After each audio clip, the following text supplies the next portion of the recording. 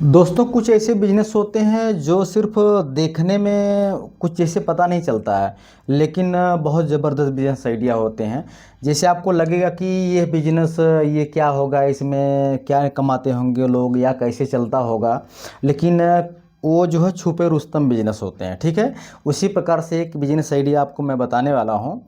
वो business idea घरेलू उपयोग में और डेली इन्वेस्टमेंट उसमें होता है। घर में आपकी यूज होता है और डेली ख़राब होता है, आप डेली मार्केट से ख़रीद के लेके आते हो। इसलिए मेरे को लगता है बहुत बेटर बिजनेस है ये, उसको करना चाहिए किसी को भी। ठीक है, तो आज हम जो बिजनेस बताने वाले हैं वो है स्क्रबर का बिजनेस। ठीक है, ये स्क्रबर क्या है? जो बर्तन मांजने वाला स्टील का जो चमकदार होता है, लोहे जैसा दिखता है, उसी का बोलते हैं, उसी को स्क्रबर बोला जाता है। और उसको बर्तन मांजने में देहाती भाषा में खुज्जा भी बोला जाता है। उसका बिजनेस आइडिया आज आपको मैं बताने वाला हूँ। बहुत बेहतरीन बिजनेस आइडिया है। इसमें मैं आपको बताऊंगा कि कैसे उसको बनाना है और कैसे सेल करना है। बस दो ही चीज़ है, मार्केटिंग करके कैसे बेचना है और कैसे प्रॉफिट, कितना पैसा मिलेगा, क्या आपकी लागत आएगी, सब कुछ आपको मैं उसमें बताऊंगा। नंबर एक, उसमें क्या चीज़ कि उसको बनाना है कैसे, बनता कैसे है, उसको मेकिंग बनाया कैसे जाता है।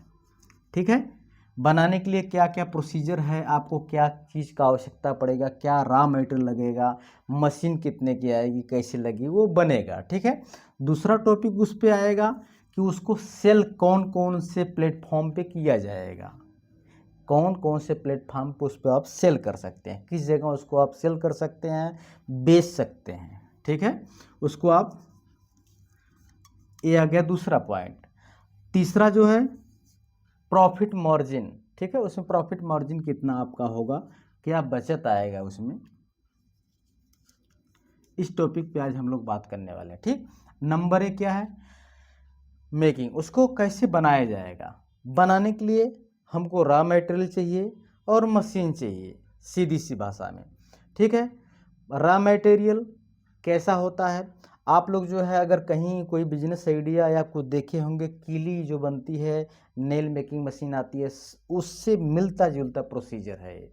ठीक है, तो उसमें भी जो स्टील वायर आता है, ठीक है, उसको इस बार से स्टेनल स्टील वायर बोला जाता है उसको। ठीक है, वह आपको लेना पड़ेगा।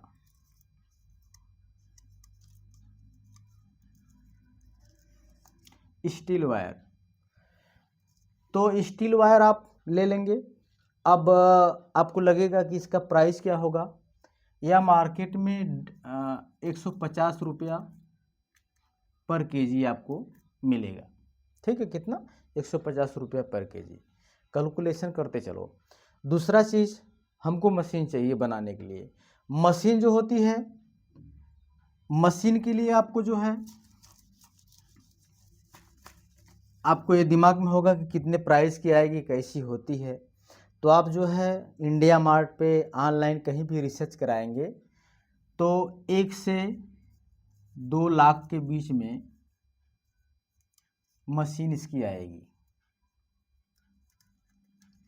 ठीक, तो आपको लगेगा कि 1 से 2 लाख रुपए बहुत ज़्यादा है भाई। अगर कोई बिजनेस करना है, अगर आप 1 लाख 2 लाख रुपए खर्चे नहीं कर सकते हो तो फिर वो बिजनेस नहीं, उसको दुकान बोला जाएगा। तो आपको बिजनेस करना है, कोई फैक्ट्री लगाना है, कोई प्लांट लगाना है छोटा मोटा, तो कुछ पैसे आपको इन्वेस्टमेंट करना पड़ेगा। बस ये ध्यान रखना आप लोग कि कोई भी मशीन आप लो तो जो सप्लायर है वहाँ पे जा कर के एक बार मशीन को चला करके ज़रूर देखना है कि मशीन सही तरीके से रन कर रही है कि नहीं कर रही है, नहीं तो आप परेशान हो जाएंगे। ठीक, मशीन आपने लेके आया, वायर उसमें लगा दिया, वो ऑटोमेटिक मशीन होती है, वो खुज्जा बनाना, स्क्रबर बनाना चालू कर देगी। ठीक है, तो आपको अगर दिक्कत होगा कि रॉ मटेरियल में नहीं दिमाग में आया कैसा लगता है, कहाँ मिलता है, तो जहाँ मशीन परचेज करने जाएंगे वो सारा विवरण आपको बता देंगे। ठीक, आपका मशीन और उसका रॉ मटेरियल के बारे में आपको पता चल गया। अब बात आती है सेल करने के लिए। सेल करने के लिए क्या, मान लो प्रोडक्शन आपका हो गया, अब उसको हमको सेल कैसे करना है। सेल करने से पहले आपके दिमाग में ये चीज़ तो आना चाहिए कि हमको विक्रय करना है तो क्रय कहाँ से किए थे, हम खरीदे कहाँ से थे, तो वही हमको सेल भी करना, वही हमको बेचना भी है। तो हमारे ध्यान में आया कि भाई हम किराना स्टोर से भी लाते हैं या ऑनलाइन भी हम खरीदते हैं, शायद हम यही दो जगह से खरीदते हैं। अपने दिमाग में ही आएगा कि हम किराना स्टोर और क्या बोले ऑनलाइन फ्लिपकार्ट अमेज़ोन यहीं से हम खरीदते हैं। ठीक, तो अब हम बेच भी वहीं सकते हैं। कहाँ बेचेंगे? किराना स्टोर वालों के पास बेचेंगे। ठीक, तो किराना स्टोर वालों के पास बेचेंगे तो आपको पैकिंग वाला मिलता है वहाँ पर। तो आपको क्या काम करना पड़ा, छोटी मोटी पैकिंग मशीन बहुत सारी आती हैं जो बॉक्स जैसा आता है, उसमें डाल करके ऊपर से थोड़ा सा हीट करते हैं तो प्लेट जैसा चिपक करके वो बन जाता है, लंबा लंबा प्रोफाइल में वो पड़ा होता है। ठीक है, उसका एक थोड़ा सा आपको फिगर बना देता हूँ कि ऐसे आपको दिखता होगा, कहीं भी लंबा लंबा ऐसे प्लेटफार्म होगा, यहाँ पर छोटा होगा आपकी जो है कंपनी का कुछ नाम होगा, यहाँ पर राउंड राउंड राउंड राउंड कैसे करके क्वांटिटी में लगा होता है। ठीक है, तो ऐसे करके वो जो होता है कहीं पर टंगा होता है किराने स्टोर पे, आप समझ गए होंगे। तो ऐसे जो है वो मिलता है। अब ये आपने पैक कर दिया, पैक करके आप ऑनलाइन बेचो, अपना प्लेटफॉर्म जैसे अकाउंट बनाते हो खरीदने के लिए, उसे अकाउंट बनाया जाता है बेचने के लिए। फ्लिपकार्ट पे बेचिए, अमेज़ोन पे बेचिए, और आप किराना स्टोर पे जाके बेचिए। कुछ तो ये भी होता है, कुछ लोग सिर्फ पैकिंग करके बेचते हैं। ये जो अपना खुज्जा जो स्क्रबर होता है, उसको जहाँ से प्रोडक्शन होता है वहाँ से वो लोग खरीद के लाते हैं डायरेक्ट, और पैक करके उसको सेल करते हैं। तो आप जो है उनको भी बेच सकते हैं कि आप ले जाओ और उसको बेचो। अब आपको लगेगा कि ये मशीन का कैपेसिटी क्या होगा, क्या निकलेगा उसमें से, कितना प्रोडक्शन होगा, तो भी हमारी जिम्मेदारी है बताना आपको। तो ये केजी मतलब कि घंटे का 10 केजी इसका प्रोडक्शन होता है, 10 केजी के आसपास होता है। आप अगर कहीं से रिसर्च करना चाहिए या एआई अब आ गया है दुनिया भर का, उससे पूछो वो भी बताएगा आपको कि 10 केजी के आसपास प्रोडक्शन होता है। ठीक है, तो और अब प्रोडक्शन के बारे में मैं बता दिया, इतना प्रोडक्शन होता है। और मैं यहाँ से मशीन का भी प्राइस बता दिया आपको, रॉ मटेरियल का भी प्राइस बता दिया, ख़रीदा जाएगा इतने में बनेगा। अब प्रोडक्शन के बारे में भी बता दिया। ठीक, अब प्रॉफिट के बारे में बात कर लेते हैं। ठीक है, तो प्रॉफिट के बारे में अगर हम लोग बात करेंगे, भाई घंटे में अगर 1 केजी प्रोडक्शन होता है ना, 1 केजी अपना वो जो खुज्जा होता है उसका वेट आप देखोगे तो कुछ 5 ग्राम के होंगे, कुछ 15 ग्राम के भी बनते हैं, ऐसे करके उनका वेट होता है।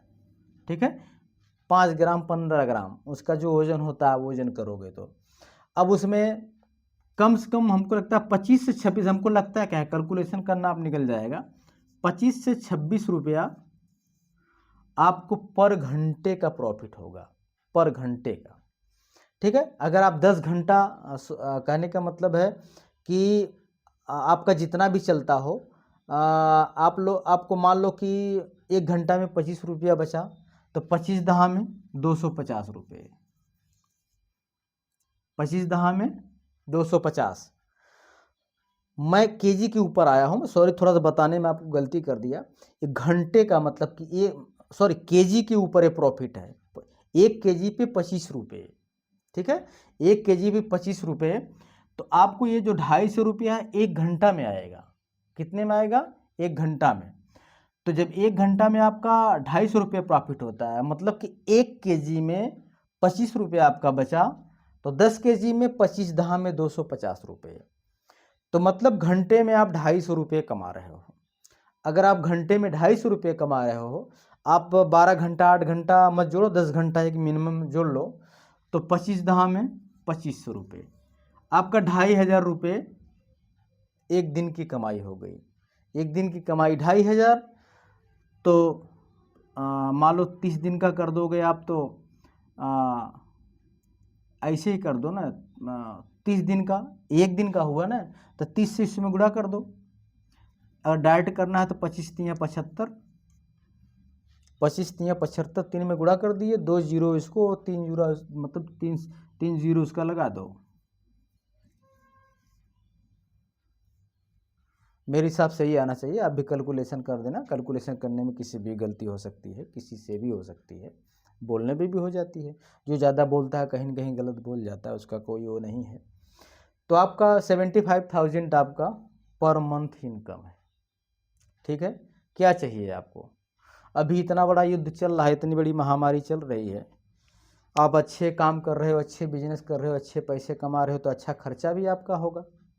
आप लाख रुपए महीने कमा रहे हो जा कर के, कोई जुगाड़ करके, कोई सिस्टम करके, ठीक है।